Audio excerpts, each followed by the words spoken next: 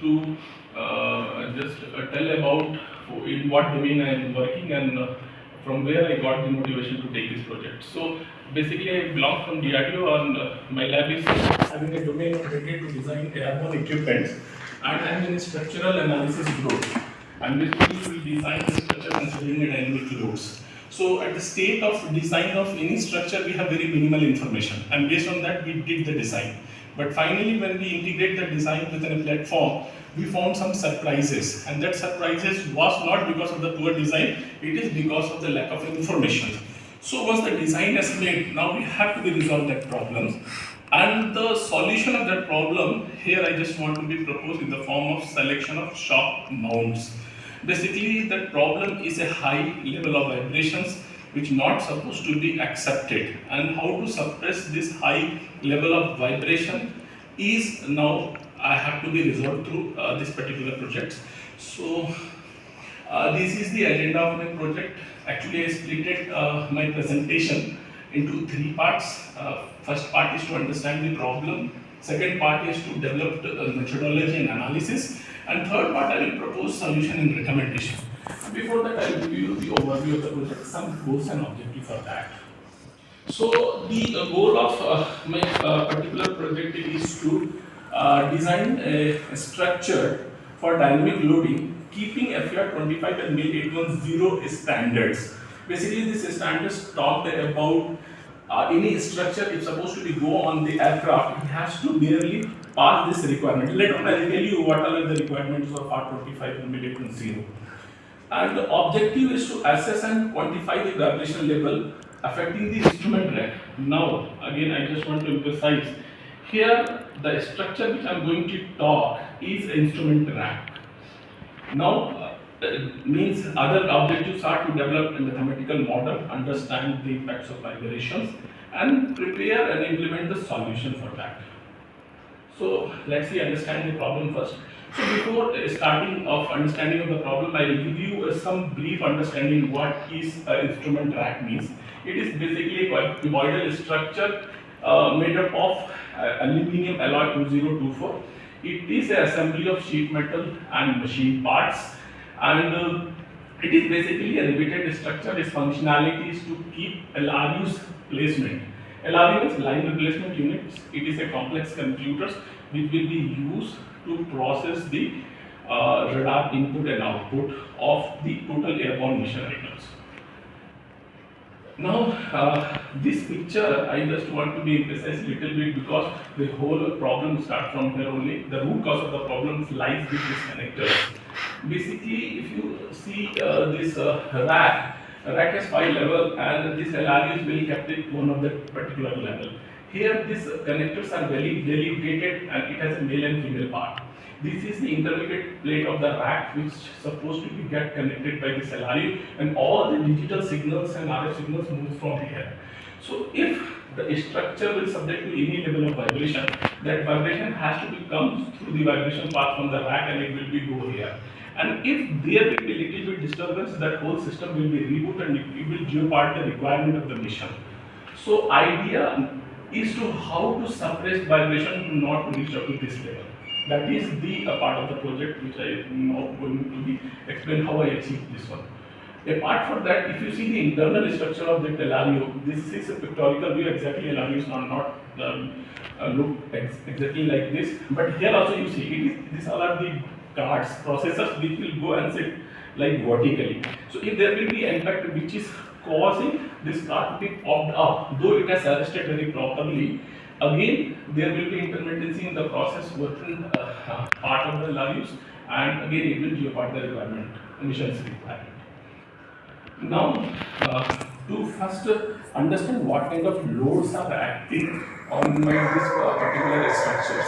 Here the loads are dynamic in nature. However, to understand, I split it into two parts.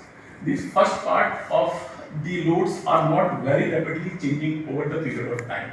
So, to analyze the structural strength, I assume these loads are static in nature. These loads were advocated by FAR 25. This is one of the regulatory inputs which is required by any aircraft structures to be qualified by this particular number. This numbers are FAR is Federation Aviation Regulations. This is the input for No, simulated. you know that FAR, but examiner, Yes. so you just I'll it's a bracket there. and I will just write out. So So 25 is what? Is there any? it is the section. FAR 25 is the section. Now, second dynamic load which I am considering, it is changing over period of time. So generally the source of dynamic loads are aerodynamic loads, engine vibrations and sudden impacts. We know that dynamic loads are of four types. Either it is aperiodic, transient or random in nature. In my particular case, I am going to take out of these two type of loads. One is impact load and other one is a random vibration, and I will do the analysis of my whole structures considering these two type of loads.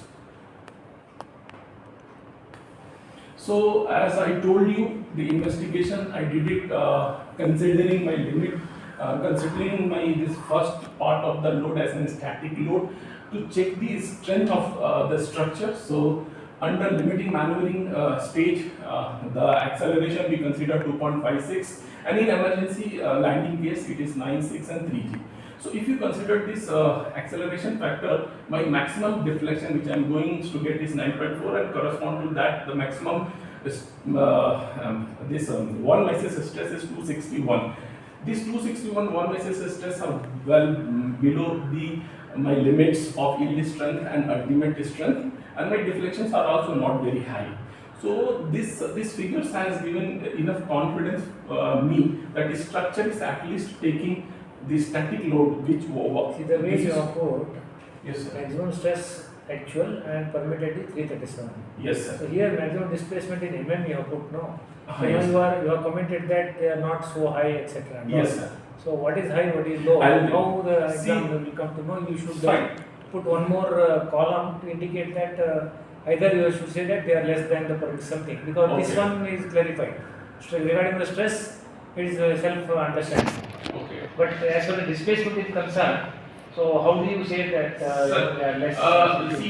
Here I already mentioned my flight cases in two categories. So this is the limit maneuvering case. Basically, this is the case where I supposed to be safeguard my structure for functionality point of view. But in an emergency landing case, my requirement is not a functionality. Here, what happened?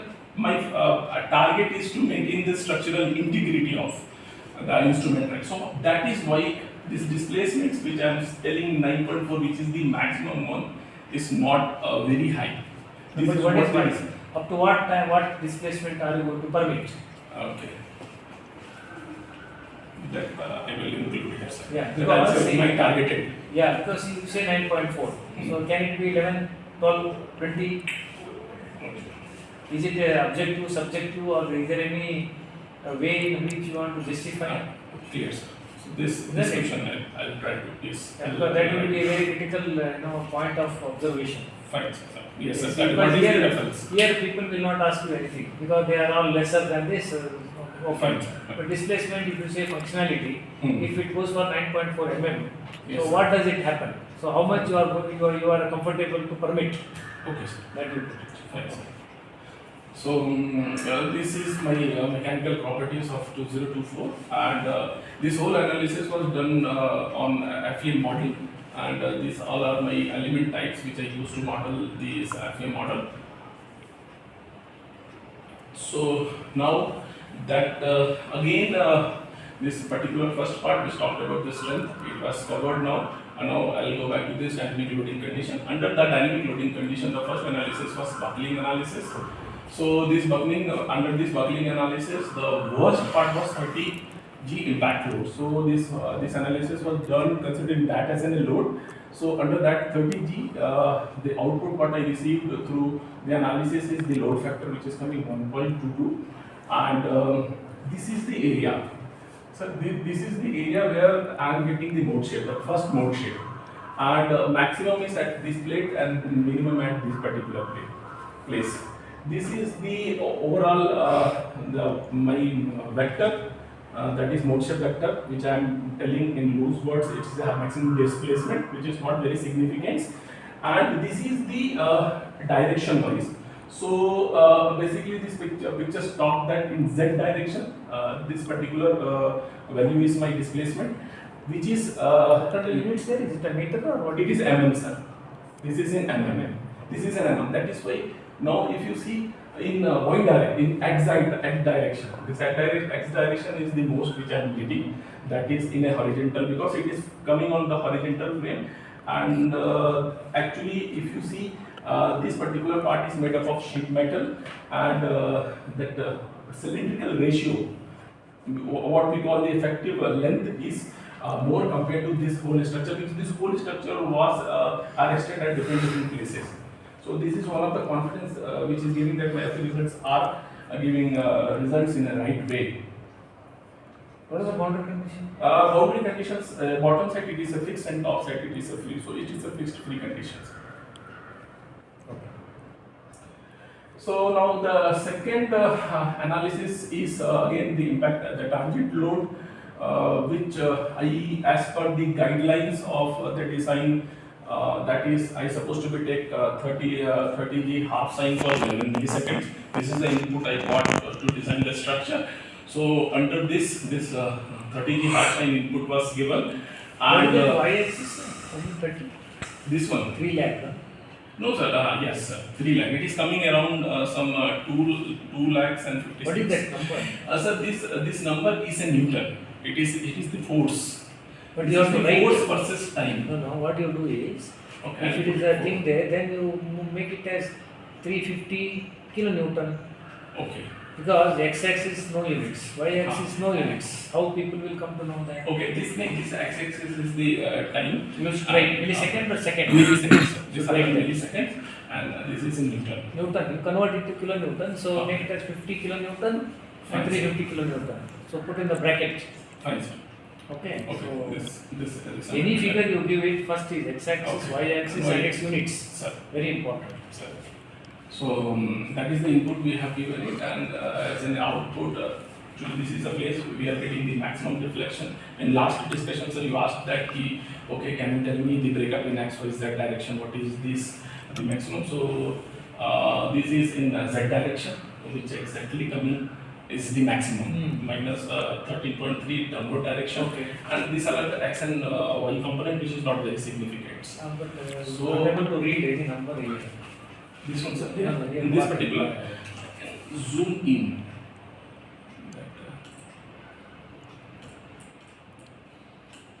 No, now it is okay, but in the examiner, Okay. okay. Because of the space constraint. So you think over it. So what I was thinking like that, sir, I'll put one table here, which we'll talk about in X, Y, Z That's all. direction. Then you remove these two I'll remove tables. this picture. I'll put Only put Z. And, Small table you put saying that Z is so much, but and X and Y is Yeah, one. that's- That much it is coming. see, one thing you remember here is when we are looking at this place, Hmm. each graph Yes, should sir. be readable. Fine, sir. Any number, for example, here it is completely blank. This is like Okay, nobody can read. This is okay, that is okay, this is okay. So like that you have to pattern. Fine. So, now actually in this particular case, this deflection what you are seeing here is the average of deflection of this level. But if I choose one of the node, so this is the contour what I am getting. So this particular node, that is why here the maximum deflection is roughly coming close to 15.5, which I mentioned here. 15.7, and correspond to that the stress values are coming 340, which again it is acceptable because this is to maintain the structural integrity, not the functionality. So it is less than the ultimate So strength of aluminum. when you will say the linear, non-linear, depending on the maximum deflection. Yes, sir. When will you say? See, What is the the boundary line? if you see my stress, No, sir. for any given structure. Okay, sir. So if this is a maximum deflection, Hmm. so maximum deflection in z direction. Hmm. Okay, what is the span? Okay. What is the span? What is the length or a span? Length or height. You have a 15 mm, 15.7. Go to the previous figure. You are asking about this is sir. No, this 15.7 mm. No. Yes, sir. Where is the deflection? Is here, downward Here, direction. Downward. No. What is the width of the thing there? 700 or 800? This one is 480 mm, sir. 480 mm. 480 mm and 15.7 mm. Hmm. Will it be a linear or non-linear? Not In terms of the deflection criteria. Suppose you take 40 and you say 15.7. What is the Will you be rationality? considering as linear or non-linear? That the reason. Not reason. Means what is the technicality? So Because if I'm will saying you be it is- considering it as a linear or non-linear? What is the cutoff like? So some people say that 100th or 120th Understood. linear, it is going into the thing there. How do you It is assess like it? that 4 mm I am considering linear and beyond. What is the criteria? For beams, That I means think it is for- 450 L delta by L effective. Ah. It should be, I mean, 450 times.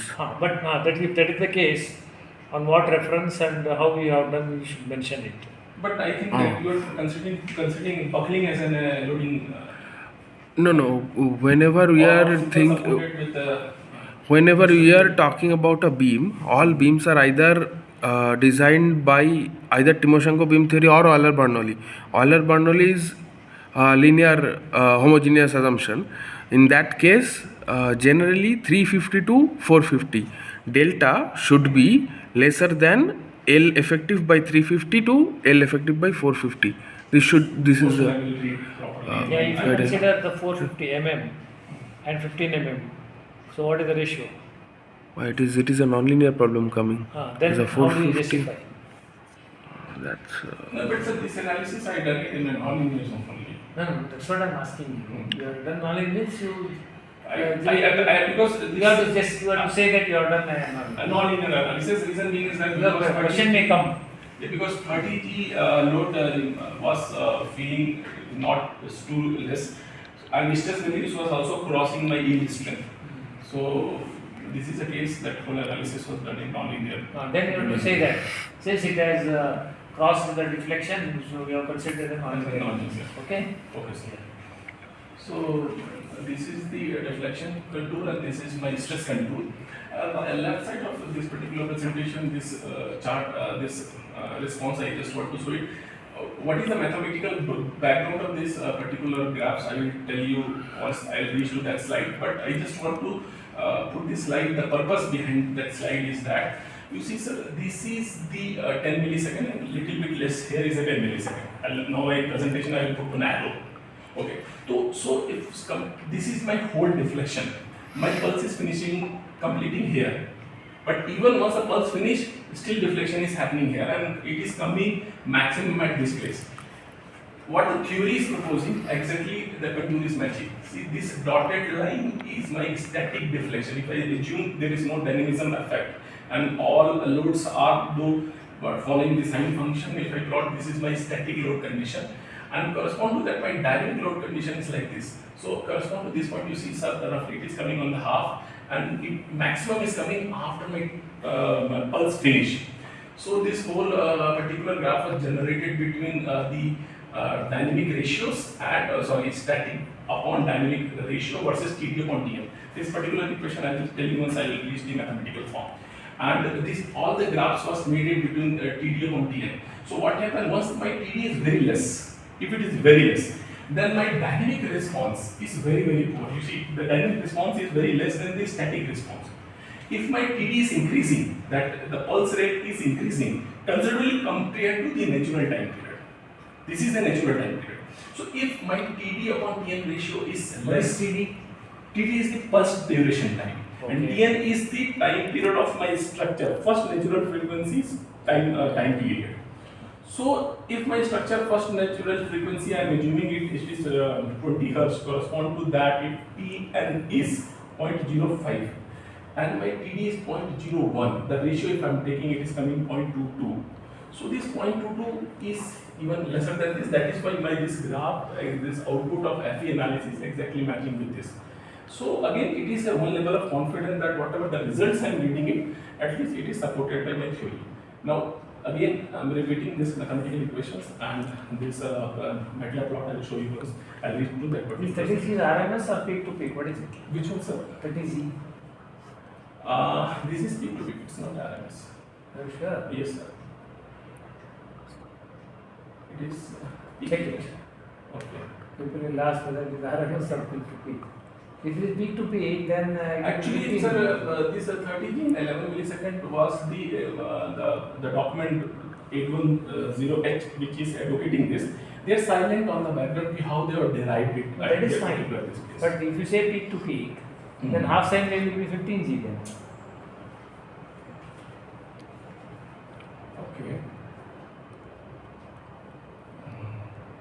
Got it, na? I got See, it, sir. if you see the sine wave, Yes, sir. say peak to peak, then what will happen?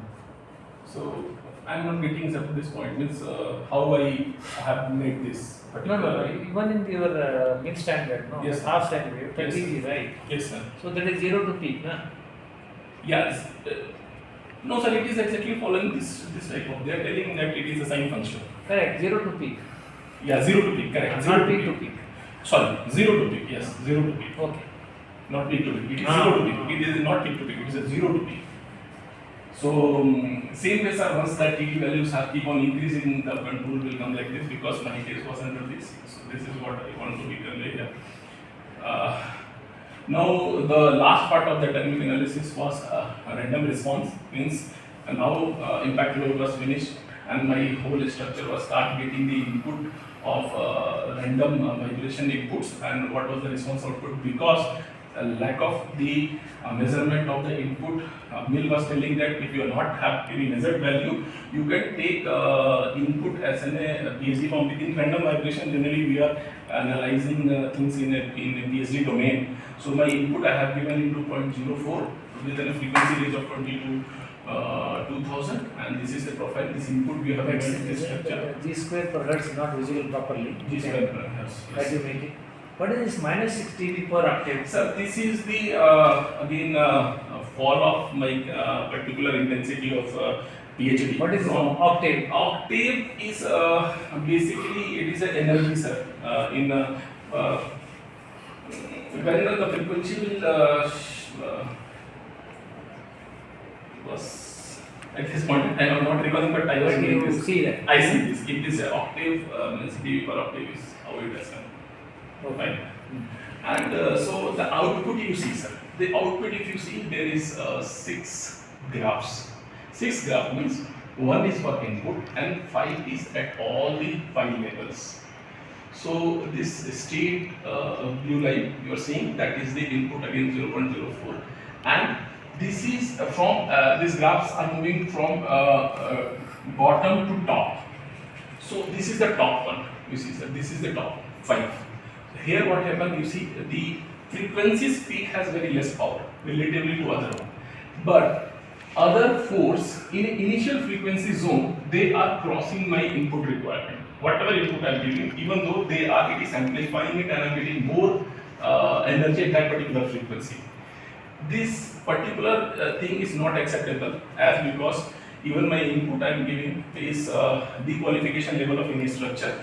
And if I am qualifying my structure for this, but in actual scenario, if it is I am getting more energy into this particular frequency band, then I had to be put some kind of solution which suppress particular this frequency. So in a nutshell, I wrote here the natural frequencies correspond to PhD value noticeably within the lower frequency range 20 to 40 Hz. So this is the first input now I was start getting for the design of my shock mounts, what means methodology I am going to be advocate. These are my mode shifts, natural mode shift, what I was getting. So now the second part of my presentation is to tell methodology and analysis. So in this particular, now I just want to say, tell like that. See, for any shock mount, what are the parameters which is very important? That is the first, the natural frequency of that shock mounts, their stiffness values, and the damping. So the natural frequency, which now I am going to be choose in future, I supposed to be know that it should not match with the natural frequency of the structure. So what I am going to say like that, as my rack, I am assuming it will be a rigid body, inspired by the geometry of the instrument of the rack and vibrational isolation principle. In vibration, this is what the philosophy I want to say like that. What is the isolation vibrational principle? Is choose the resilient structure whose natural frequency should not match with the natural frequency of the structure or the natural frequency of the exciter. That is what the principles which is advocating. So analysis was done for the rigid body vibration with a resilient, assuming resilient supports. Here what happened, I want to understand what is the stiffness, what is the coupling effect of my particular body and my resilient structures. and it will reveal the behavior, and it will help me to get the design to optimize the vibrational mitigation solution. So now these are the key area which I will try to address in that particular part. I will try to understand what are the initial properties, the dynamic properties of resilient structure to characterize their dynamic behavior, and whole analysis I will done it in a favor assuming it is in a under free vibrational stage. I just want to emphasize that this analysis of rigid body, I will make it into two assumptions. First is like one plane of symmetry and two plane of symmetry. These assumptions I will explain you shortly. So now, based on these slides, I will analyze my rigid body dynamics considering two plane of symmetry. Two plane of symmetry here means one is y and z and other is x and z. This is the two plane of symmetry. So why is this two plane of symmetry? In this two plane of symmetry, the moment I assume this is two plane of symmetry and 6 degree of freedom, my two equations which I am going to be showing here will be uncoupled. Let's start with from the top. These are my coordinates. These are the coordinates of my isolators with respect to initial frame of references. When I disturb my body, these are the disturb the dimensions of the isolator. So if I disturb my particular body, first this is the translational part in x direction, and this is the tangential component of the couple. So this delta xi, if I choose one of the isolator, then when I will disturb it in x direction, x translational, and because of the two coupling things, this rotational component, this much will be the deflection of my isolator in one direction. Like in all the three directions, these are like the displacement. This displacement I will use it once I will start formulating the equation. Here in formulating mathematically about the physics of this motion, there is basically two forces are acting. One is the inertia forces and other one is the restoring forces of this particular resilient structure. I am assuming it resilient. Can you make this graph a little bit more better, because Which one, sir? This one? this one. See, top view and the front view, Yes, sir. they are skewed. See, the springs, where are they, and all those things. See, this rectangle, either you shrink it, or Okay. other one you expand it, such that Fine. This should be common. Okay. those two AVMs Understood. should be exactly below that. This two. Yeah, you can squeeze this Yes. completely, so that you don't have any doubt. Otherwise, they are completely off the track. Like people Fine. will say something is not convincing. So under this particular plane of symmetry, 6 degree of freedom, I have assumed body has a 6 degree of freedom. It is and when I start writing the equation of motions, so 3 translational in z direction, x direction, and y directions, I got it in this fashion, and 3 rotational in alpha, beta, gamma. These are the 6 equations. Now solving these equations in a classical fashion is a bit complex. So I took the help of MATLAB. I converted this equation into a matrix representation form. I assume my body is rigid, that is why my mass matrix I am getting a diagonal, which is not coupled. But because there is a 4 isolators, No, you should put I axis, I y and I z. put that. So mass matrix and my stiffness matrix. So you just, if you have a look, my stiffness matrix are a coupled matrix. So with an eigenfunction, with an help of MATLAB OD45 and eigenfunction, I try to solve this one and to get the natural frequencies. To get the feel of this equation as an output, I took it one example where I chosen one body with some dimension. Mass of this body I have taken 9.5. I will tell you why, because the same body I took it from my experiment point of view also. So mass is 9.5 and these are the x-axis, IYY, I get it. And these are And the one figure of that only you put some. sir, that I will. No, here only you put in that stop, so that Okay. people will This one. That small figure of that you put it there. Okay, sir. This So yeah, somewhere there. somewhere there. I'll put arrow and then it will Yes. this is the reference. Okay. So this is my stiffness matrix. So and here what happened? The stiffness of the spring was calculated with this empirical relation. It is a derived relation. Sorry, it is Not empirical. It's a derived relations. So and these are the output through I got this all 6 means 3 translational frequency and 3 rotational frequency. I got it. Now when I compared my this theoretical frequency with my experiment, now in my lab based on available resources, this is given experimental model. I was modeled here, and experimentally we extract all the 6 fundamental frequencies. So my fundamental frequency experimentally what I got is close to my theoretical calculations. This has given a confidence that the physics has properly captured in forms of mathematical equations. So that if now this equation when in third part of the presentation Justify the difference. that I will justify. Okay, before exam I will ask you, you should tell. Correct. The discrepancy, this has been due to the Because of the mass distribution. mass distribution and your FE I and all, no, where some power supply, the transformer. correct. and all. This back side of Yeah. that I will tell in this particular. So this is what I was now getting. Same theory I was now applying for one plane of symmetry. The moment I choose one plane of symmetry, the hyper plane of symmetry is my Current off. No, no, use the you went out that side.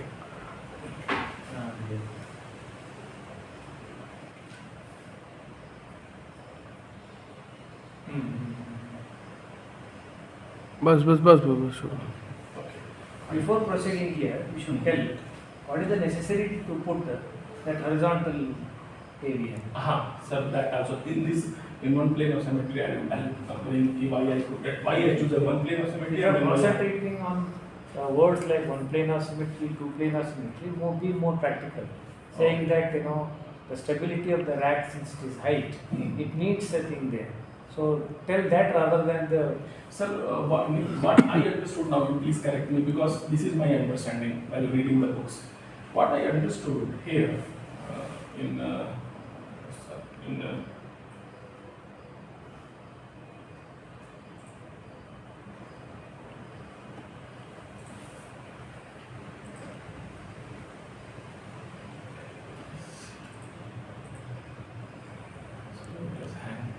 Escape.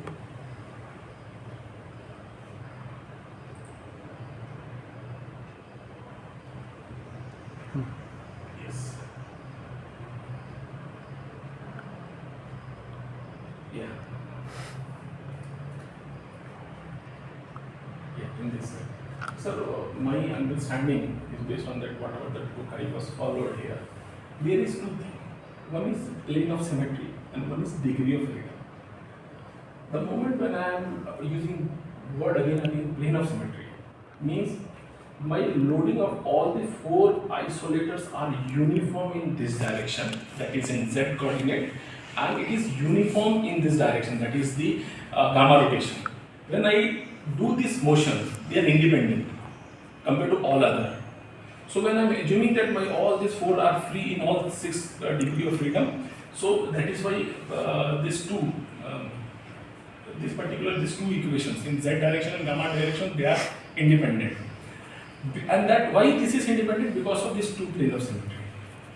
But when I am going for one plane of symmetry, so in one plane of symmetry what happens, when I am putting my load in all the 4 isolators, it is tilting like this, means only in one symmetry, that is from this plane to this plane. Like this, my Lorentz distributions are uniform.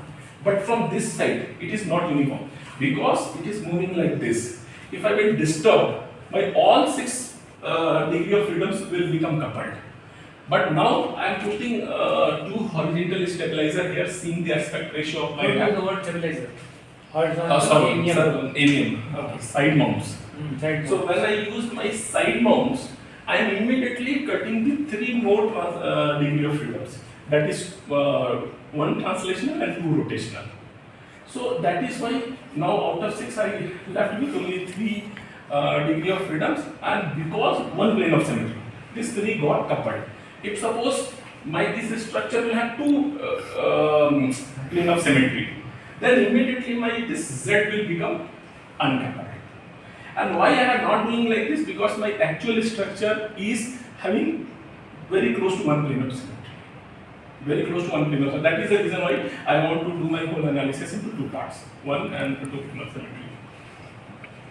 So again, these are the coordinate of my isolators, and these are the deflection of that ith isolators, and equations as formed like this. Same principle, mass matrix and stiffness matrix. I am getting this my eigenvalue, and here Go up with this. 30715. What is the unit of that? this is Newton per meter, sir. Which one? Mass. No, Stiffness. the stiffness. Okay. And I am taking Newton per meter, and they are kg, all in SI that fashion. And my coordinates are this x is my depth and y is my breadth. Okay. Because last time you told that either change the equation or change the coordinate. So now in this particular, you see the deviations are known, and the reason for deviation is two things. One is putting these side mounts. So when I was seeing here it is like a distribution, a distribution of my mass. That is the one part, and the second thing is that now this analysis I am doing in one plane of symmetry. But the same LRE what I was using for two plane of symmetry, because that LRE was not changed, and seeing the physical appearance, it looked like that it is very good in two plane of symmetry. It was not very suited for one plane of symmetry. That is because of that here the deviations are more in my translation. However, in rotation it is bit close. So based on these two mathematical model, I was start getting confidence that okay, equations are right, and physics I understood very properly. So now this is my third part of presentation. Here I am going to utilize now all my knowledge what I was explaining in my first part and second part. So now I want to be say like that vibrational control techniques from the instrument rack.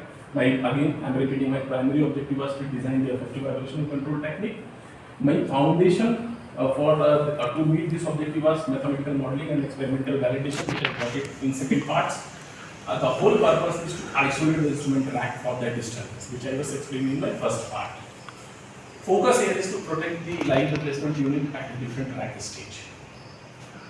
Importance of natural frequency, in second part I was keep on telling about finding natural frequencies, because their key dynamic characteristics to the importance of natural frequency, because it will explain the key dynamic characteristics of any system, and it is the essential part to design mounts and shock isolators. Symmetry theory use, again here I will use both symmetry theory, two plane of symmetry theory I will use it when I will design shock mounts from LRUs, and one plane of symmetry I will use when I design for rack systems. Same now rack is there with an you say the 6 equations, let's reduce to 3 equations, hence proceed, sir. Okay, sir. So now these are vertical, lateral, and beach motions, and these are the dimensions of whatever my rack I am assuming it, and weight of the rack is 150.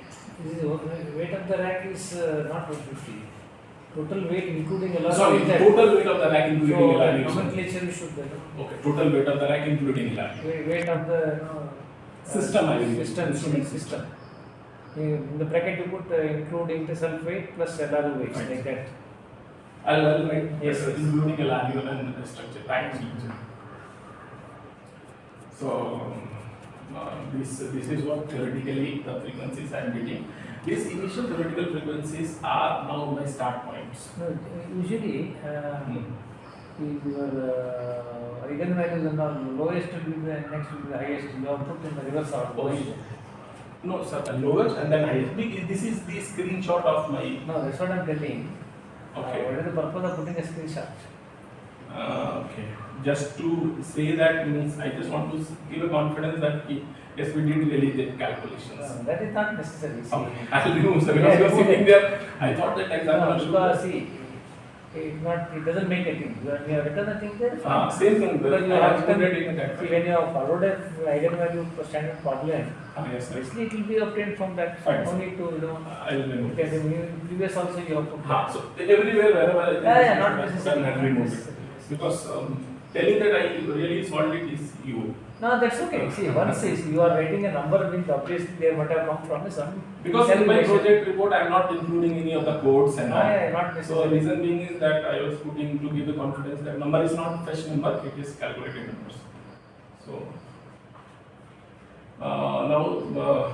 This is the proper methodology. The detail of that methodology is statistics already I mentioned in my project reports.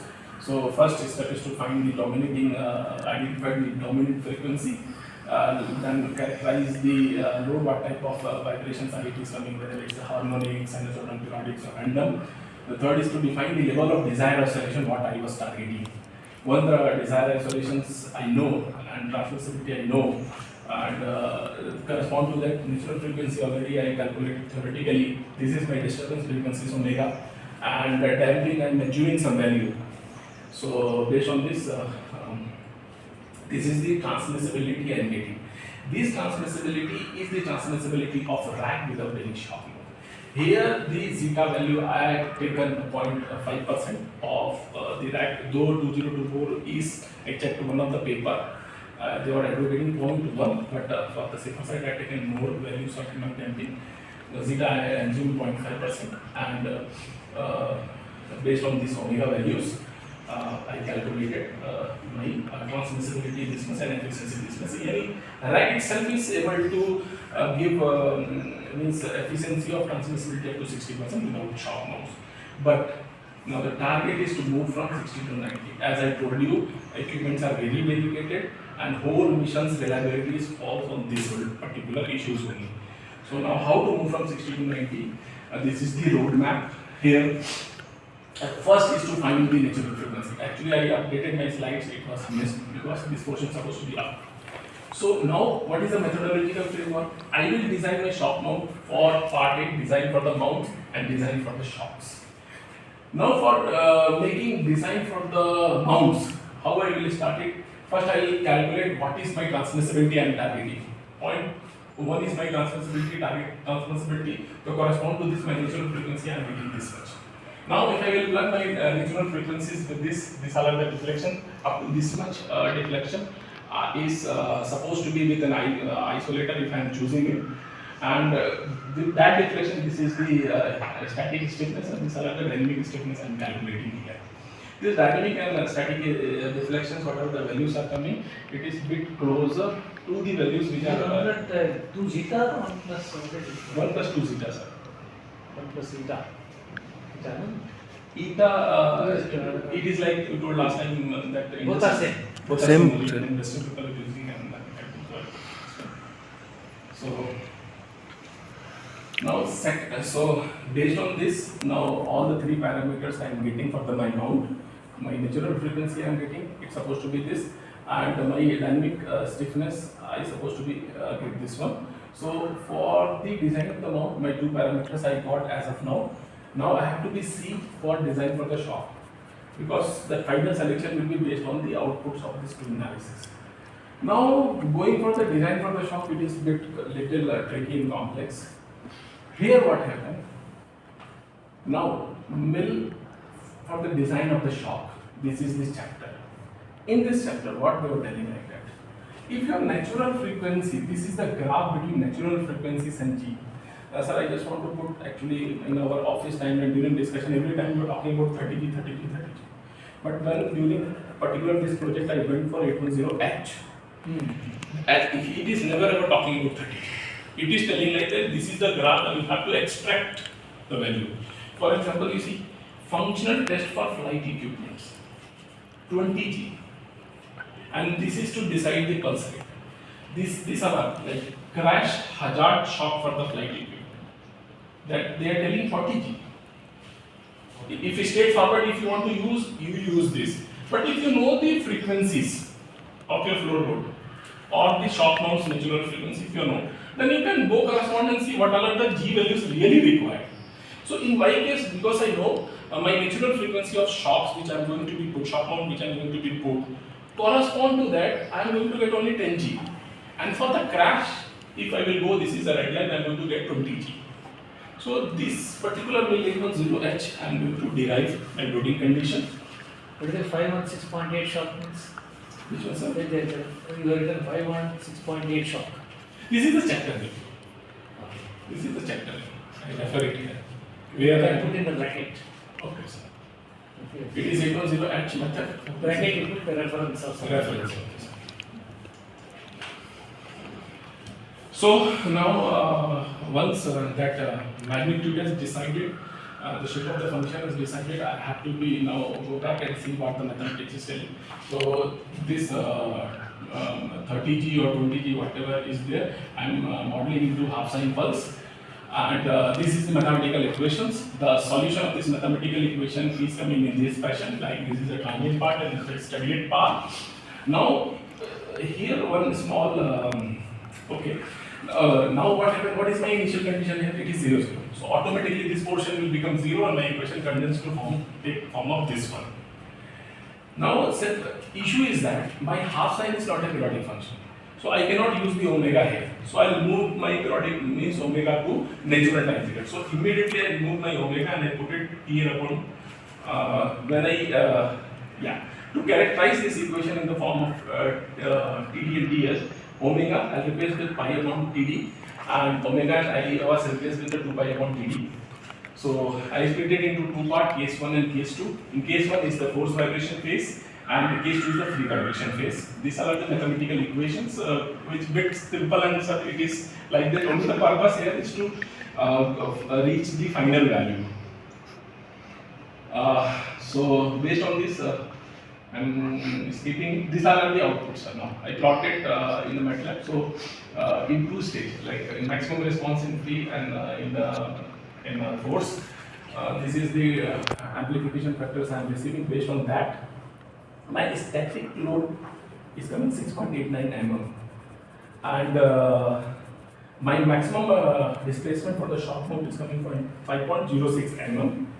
So based on this and every above mount parameters I got, I am suggesting HTC series of the shock mounts. So based on this is the last slide for me, sir. And now my future scope of work. So my future scope of work is, see, during whole of my presentation, I was keep on talking about my FE analysis, but I was not validating my FE results properly. So in future scope of work, I will be, after this project finishing, I will try to validate through experimental modal analysis, so that it will increase the reliability of the output of my result. Second thing is that once the rack will realize it, I will put on the shocker shaker and exactly try to get the values, and I will check whether it is really matching with mathematical analysis or not.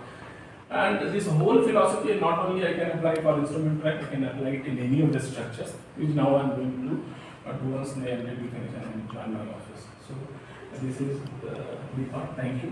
And with this particular platform, I just want to extend my gratitude to my guide, my other teachers who have given the prerequisite. Thank you, sir. How much time is it?